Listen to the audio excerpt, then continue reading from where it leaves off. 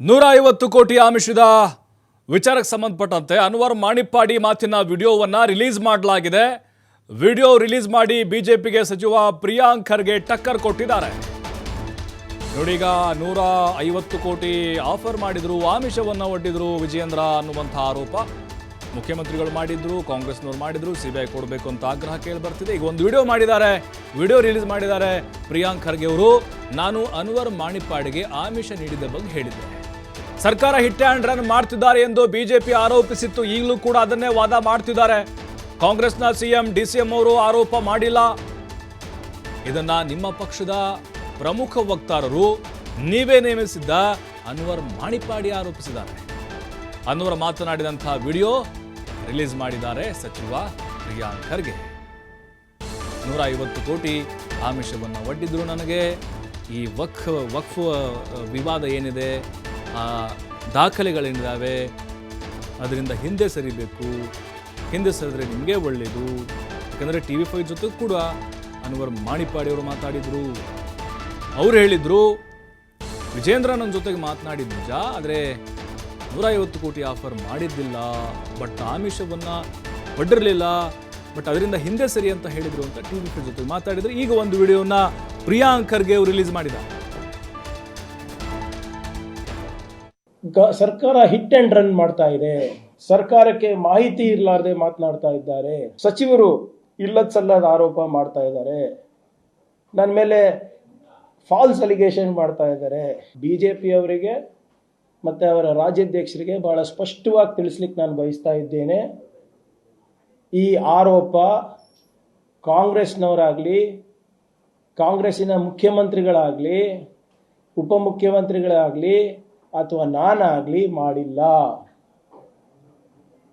ಈ ಅಕ್ಯೂಸಿಷನ್, ಈ ಅಲಿಗೇಷನ್ ಮಾಡಿರೋದು ನಿಮ್ಮ ಪಕ್ಷದ ಪ್ರಮುಖ ವಕ್ತಾರರು ಮತ್ತೆ ನೀವು ಅಪಾಯಿಂಟ್ ಮಾಡಿದಂಥ ಸಹಜವಾಗಿ ನನ್ನಂತ ಮನುಷ್ಯನಿಗೆ ಕೋಪ ಬರಲೇಬೇಕು. ನಾನು 2 ಲಕ್ಷ ಆಮಿಷದ ಕೊಟ್ಟಿದ್ದು ನನ್ನನ್ನು ತಗೊಳ್ಳೋದ ಇದ್ದವನು. ಹಾಗಿರುವಾಗ ಇಂಥ ಒಂದು ಒಳ್ಳೆ ಕಾರ್ಯಗಳನ್ನು ತಂದಾಗ ಇದನ್ನು ಅನುಸರಿಸಿದ್ರೆ ನಾನು ಕೋಪ ಮಾಡಿದ್ರೆ ಮತ್ತೆ ಏನು ಮಾಡಿ, ಯಾವುದೋ ಒಂದು ಪ್ರಭಾವ ಬೀರಿರ್ಬೇಕು.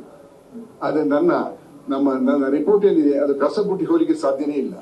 ಸಹಜವಾಗಿ ಇದರಲ್ಲಿ ಬಹಳ ಸ್ಪಷ್ಟವಾಗಿ ಹೇಳ್ತಾರೆ 2.5 ಲಕ್ಷ ಕೋಟಿ ರೂಪಾಯಿ ಹಗರಣ ಇದೆ. ಮತ್ತೆ ಅವ್ರ ಪಕ್ಷದವರೇ ಅವ್ರಿಗೆ ಸಹಕಾರ ನೀಡ್ತಾ ಇಲ್ಲ ಅಂತ ಹೇಳ್ತಾರೆ. ಬಹುಶಃ ಬಹಳ ಪ್ರಭಾವಿಗಳು ಅವರಿಗೆ ಪ್ರಭಾವ ಬೀರಿರ್ಬೇಕು ಅಂದ್ಬಿಟ್ಟು ಅವರು ಹೇಳ್ತಾರೆ, ನಾನು ಅಲ್ಲ.